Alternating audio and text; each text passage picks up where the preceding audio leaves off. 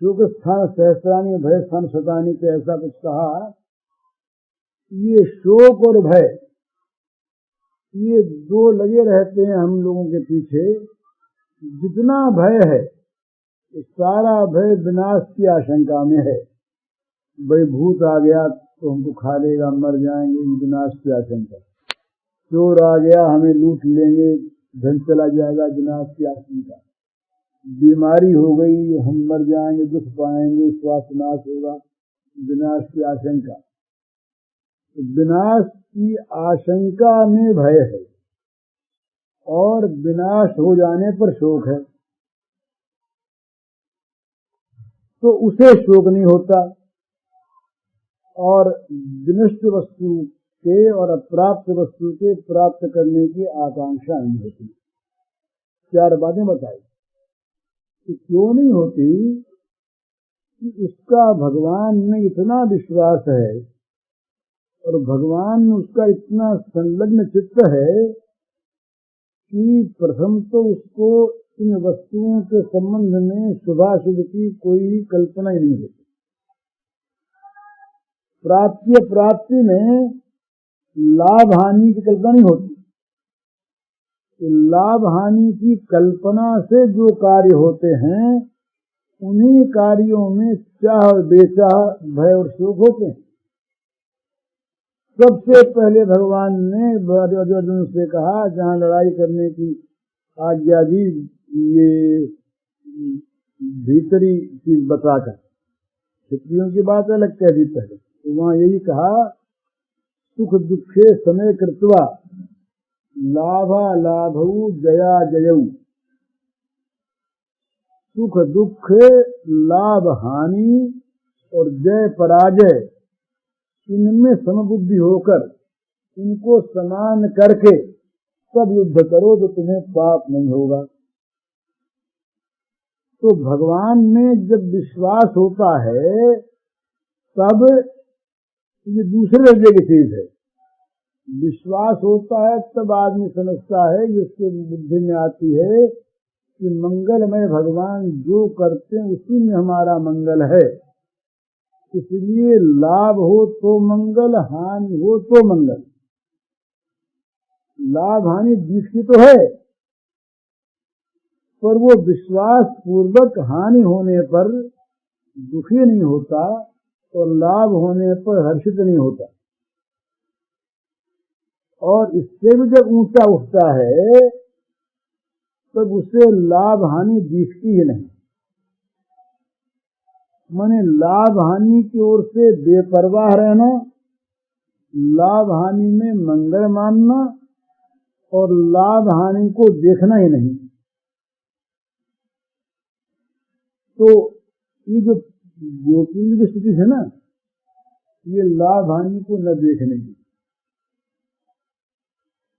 लाभ हो या हानि हो, अर्जुन की स्थिति थी, ये लाभ हानि तो देखने की थी, पर लाभ हानि में भगवत विश्वास के कारण से हानि में हानि बुद्धि नहीं, लाभ में लाभ बुद्धि है। ये अंतर। तो ये दोनों चीजों में से कोई सी भी एक हो जाए तब ठीक भजन होता है और तभी ठीक हम संसार में सुखी रहते हैं। और जब तक ये हम फल को देखते रहते हैं, जब तक हमारे मन में कामना वासना को लेकर के क्रिया करने की चेष्टा होती है, तब तक हमें दुख रहता है, कर्म विशुद्ध नहीं होता। ये सीधी बात है। कर्मों की विशुद्धि कामना रहते होती नहीं और विशुद्ध कर्म ही भगवान की पूजा बनता है। भगवान की पूजा के लिए विशुद्ध कर्म की आवश्यकता है। विशुद्ध माने जिसमें संसार का कीचड़ न लगा हुआ हो, वो विशुद्ध। संसार का कीचड़ जहाँ लगा है, लोक परलोक के सुख संपत्ति भोग की जहाँ भी संपर्कता है, वहाँ संसार का कीचड़ लगा है। विशुद्ध नहीं है। विशुद्ध वो है कि जहाँ केवल भगवत संपर्क है, केवल हमारा भगवान के साथ ही संबंध है। अब उसमें क्रिया चाहे कोई सी हो, क्रिया वहाँ अशुभ तो नहीं होती। छोटी बड़ी का सवाल है। क्रिया चाहे छोटी हो, क्रिया चाहे चाहे वो यज्ञ करे और चाहे वो घर में झाड़ू लगावे। यज्ञ क्रिया बड़ी ऊंची, बड़ी सात्विक, तो यज्ञ भी हो तो बड़ा अच्छा। परंतु झाड़ू लगाने का जो क्षुद्र कर्म है, ये क्षुद्र कर्म भी अगर भगवत संपर्कित चित्त से होता है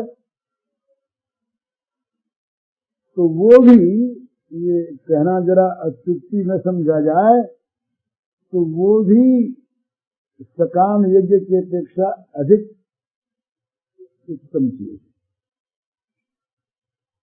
अधिक उत्तम है। और उसकी अपेक्षा तो उस तुलना में नहीं आता जो बुरी नियत से यज्ञ किया जाता है। तामस यज्ञ की अपेक्षा तो इसकी तुलना नहीं होती। तामस यज्ञ जो होता है वो तो नरकों में ले जाता है यज्ञ होने पर भी। यज्ञ की क्रिया शुभ है, कितने अंश में उसको नरक में तो थोड़ा आराम ऊपर का मिलेगा, परंतु वो अगर तामस है, अगर उसमें उद्देश्य, भाव, लक्ष्य कोई पाप है, मैं दूसरे का विनाश करना ये लक्ष्य, अमुक अंत भोग की प्राप्ति हो जाए ये लक्ष्य, इस प्रकार जिसका लक्ष्य पाप है वो यज्ञ भी दूषित है, तो तप भी दूषित है, तो तामस है। और तामस का फल जो है वो निश्चित भगवान ने बता दिया, अधो गच्छन्ति तामसाः। जो तामस लोग हैं उनका अधःपात होता है, माने वो नीचे को गिरते हैं। ऊर्ध्वं गच्छन्ति सत्वस्था और मध्ये तिष्ठन्ति राजसाः, जघन्य गुण वृत्तिस्था अधो गच्छन्ति तामसाः। कि भगवान ने बड़ी सुंदर बात कही कि भाई तीन प्रकार के गुण जो हैं, इनसे संपन्न जो पुरुष होते हैं उनकी विभिन्न गतियां होती हैं। ऊर्ध्वं गच्छन्ति सत्वस्था, जो सत्व में स्थित हैं वे ऊपर जाते हैं, उनकी उन्नति होती है। ऊपर के लोकों में, ऊपर के भावों में, ऊपर के स्तर में, ऊपर की गति में जो जहाँ जहाँ उच्चता है उसको प्राप्त होते हैं। और मध्य तिष्ठन्ति राजसाः, जो राजस हैं वो बीच में ठहर जाते, जहाँ हैं वहाँ रह जाते, न गिरते हैं न उठते हैं। और जघन्य गुण वृत्तिस्था, जो नीची वृत्ति में स्थित तामस पुरुष हैं, ये अधो गच्छन्ति, ये नीचे की ओर जाते हैं, इनकी निम्न गति होती है, अधःपात होता है। तो सत्व में स्थित हैं और तमोगुण की जघन्य वृत्ति में स्थित हैं और राजस स्वभाव है, इनका अलग अलग भेद है। तो इस प्रकार से यज्ञ भी अगर तामस है, जघन्य गुण वृत्तिस्थ पुरुषों के द्वारा अगर होता है तो वो यज्ञ भी नरक में ले जाने वाला होता है। तो इसलिए सबसे ज्यादा आवश्यक चीज है वो है भगवान के साथ चित्त का संपर्कित रहना। युद्ध बड़ा क्रूर कर्म, पर युद्ध यदि भगवान के साथ संपर्कित चित्त से है, भगवान के साथ संपर्कित चित्त का स्वरूप बताया भगवान ने, ये कहा मयि सर्वाणि कर्माणि सन्न्यस्याध्यात्म चितसा, ये भगवान के साथ संपर्कित चित्त का स्वरूप है। मने भगवान ही को तुष्ट करना, भगवान ही को प्रसन्न करना, भगवान की प्रीति ही उद्देश्य, इस प्रकार के भाव का नाम तो है अध्यात्म। अधिभूत अधिदैव नहीं, इस अध्यात्म में चित्त लगा हुआ है। इस अध्यात्म में लगे हुए चित्त के द्वारा जो पुरुष, जो ऐसे अध्यात्म जो पुरुष हैं, वो सारे कर्मों का भगवान में संन्यास करते हैं। संन्यास माने सम्यक प्रकार से त्याग। सम्यक प्रकार से क्या क्या है कि हम पैसा कमा करके लाए और उन पैसे को न तो कहीं अपने नाम से जमा कराया और न उस पैसे की कोई चीज खरीद करके लाए और न उस पैसे को अपने पास रखा। तो भी कमाया क्यों? पिताजी ने कहा था कि तुम अमुक काम करो और अमुक काम करके जो पैसा कमाओ, तो पिताजी की राजी के लिए पैसा कमाया। फिर क्या किया? लाज कमा के कि ज्यों का त्यों पिताजी को सौंप दिया। अपने पास से कौड़ी रखी नहीं। मैंने पिता की तुष्टि के लिए कमाया और कमा के ज्यों का त्यों उनका परित्याग कर दिया, पिता के हाथों में छोड़ दिया। निक्षेप। तो मयि सर्वाणि कर्माणि संन्यस्य अध्यात्मचित्तसा, ये भगवान ने कहा। सारे कर्मों का निक्षेप वो कर देते मेरे में। अब उन पैसों को मैं चाहे खोऊं, मैं चाहे रखूं, मैं चाहे किसी चीज को ला करके उनको दूं और काम में बरतूं, पिता कहते हैं। इसका नाम है असली समर्पण। किया उनके लिए और करने पर सौंप दिया उनको। करने में भी अपना अलग कर्तृत्व नहीं है। किया भी उनके लिए, कर्म किया भी भगवान के लिए और करने पर सौंप दिया उनको। पैसा पास रहेगा तब न उसको खर्चने की इच्छा होगी अपनी इच्छा अनुसार, तब न अपना मानेंगे। न कहीं बैंक में जमा कराया, न अपने पास अपनी बक्स में रखा और न उसमें से कुछ खर्च किया। इसका नाम है संन्यस्य। सर्वाणि कर्माणि मयि संन्यस्य, सारे कर्मों का मुझ में निक्षेप करके, छोड़कर। संन्यास का अर्थ है सम्यक प्रकार से त्याग। माने कोई भी कहीं भी कुछ भी अपने पास रख न ले, जरा सा भी। पूरा का पूरा जो का त्यों जिनके लिए कमाया उनको सौंप दे। और फिर क्या करे? उनकी ओर देखता रहे कि राजी हो गए ना। वो राजी देखें तो राजी। फिर भगवान ने कहा, तीन बात और बताई, बड़ी समझने की बात है। पैसा सौंप दिया, फिर भी अगर मन में यह रहा कि चीज तो मेरी थी, मैंने उदारता से दे दी, यहां भी ममता बनी। भाई पैसा मैं कमा के लाया था ना, जरूरत होगी तो मुझे वापस मिल जाएगा, ये आशा रह गई। और भाई पैसा मैं कमा के लाया और मुझे कभी न मिला तो मिलना तो चाहिए, ये जो चिंता मन में रही ये ज्वर रह गया। तो भगवान ने कहा, मयि सर्वाणि कर्माणि संन्यस्याध्यात्म चेतसा निराशी निर्ममो भूत्वा युद्धस्व देवता द्वारा युद्ध करो। तो लड़ाई सरीखा क्रूर कर्म भी अगर भगवान के समर्पित होता है, अनासक्त भाव से करते हुए और फल ना चाहते हुए, तो वो कर्म भी भगवान की पूजा बन जाता है। ठीक समझ में आ जानी चाहिए बात। कर्म का समर्पण कैसे हो? करना उनके लिए, पैसा कमाना उनके लिए, और पैसा कमाने के बाद 3 चीज होती है। या तुम उस पैसे को खर्च करते हैं अपने किसी काम में, या उस पैसे को हम कहीं छिपा के बटोर के पेटी में सुरक्षित रखते हैं, जमीन में गाड़ते हैं, और या किसी में जमा कराते हैं। 3 चीज होती है। ये तीनों बिल्कुल न करें, न उसको खर्च करे, न उसको जमा रखे, और न जमा करावे। बस किए जाए, सौंप चला जाए।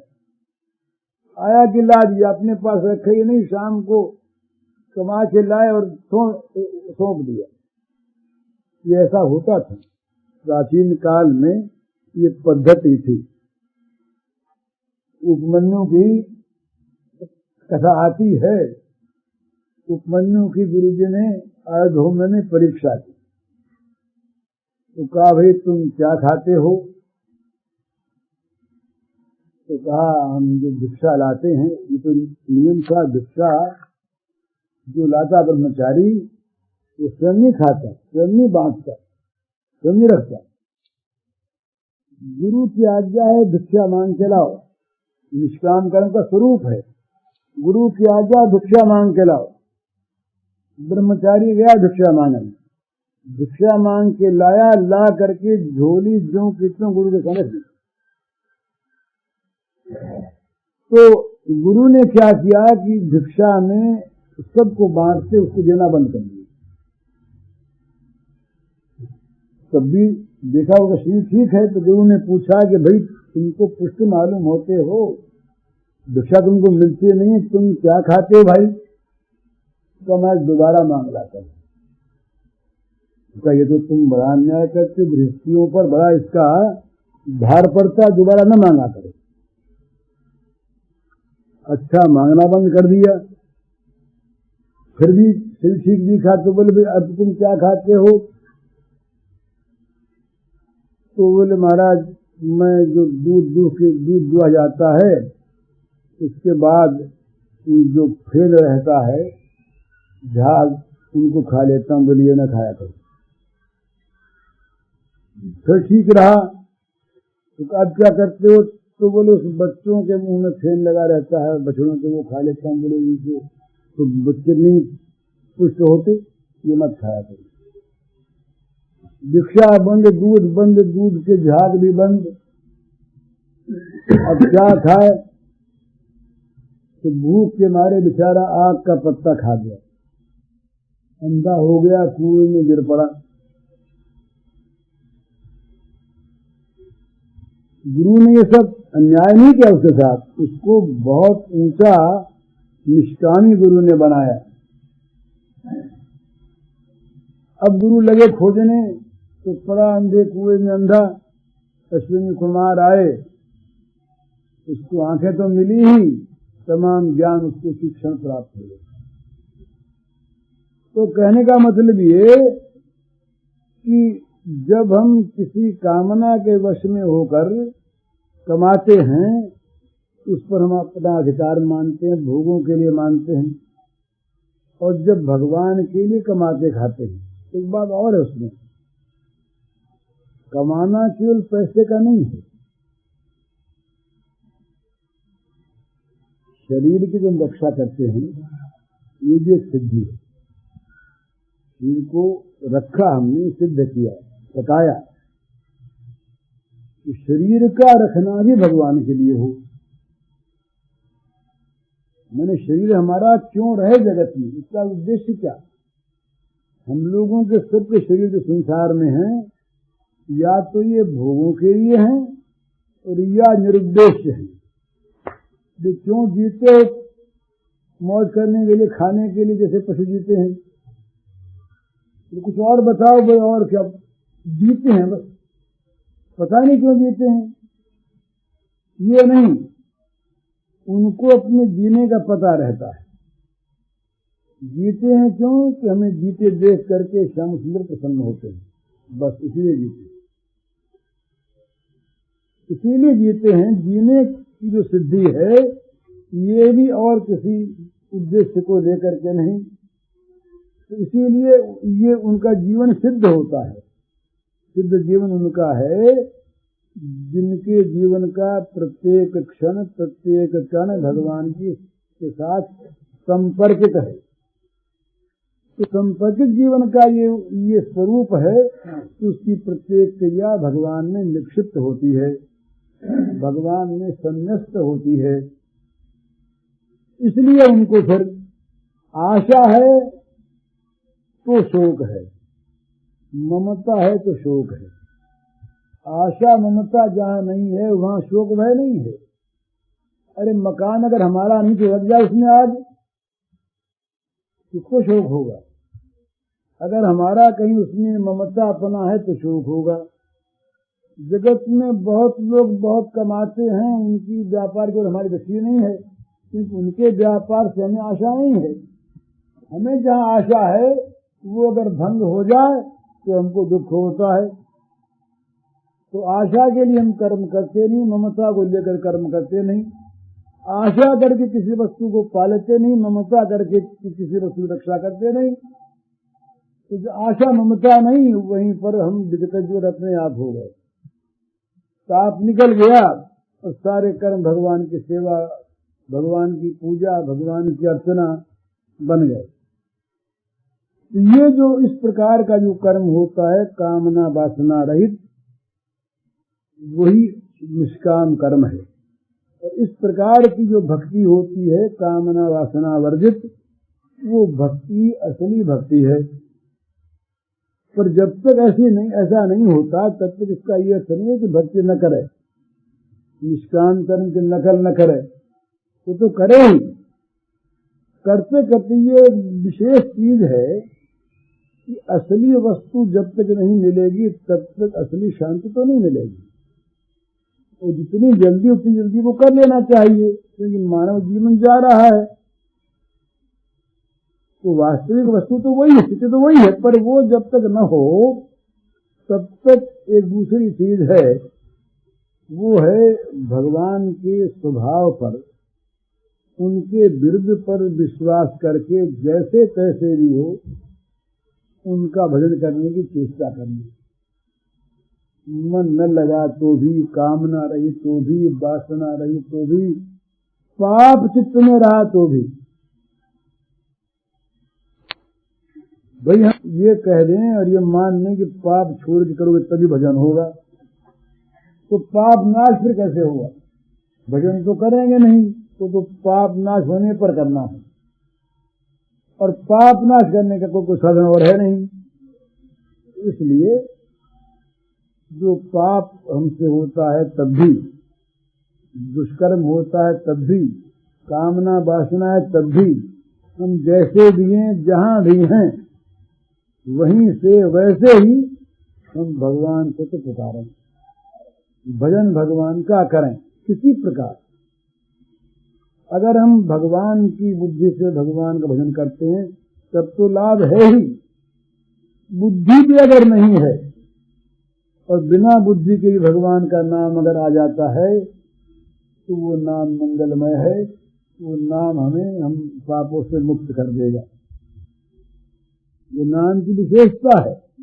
तो जिस किसी प्रकार से भी भाय कुभाय अनख आलसहु, नाम जपत मंगल विषदसहु, सांकेत्यम पारिहास्यम वा तोहम हिरणमेव वा। संकेत से हो, दिल्लगी में हो,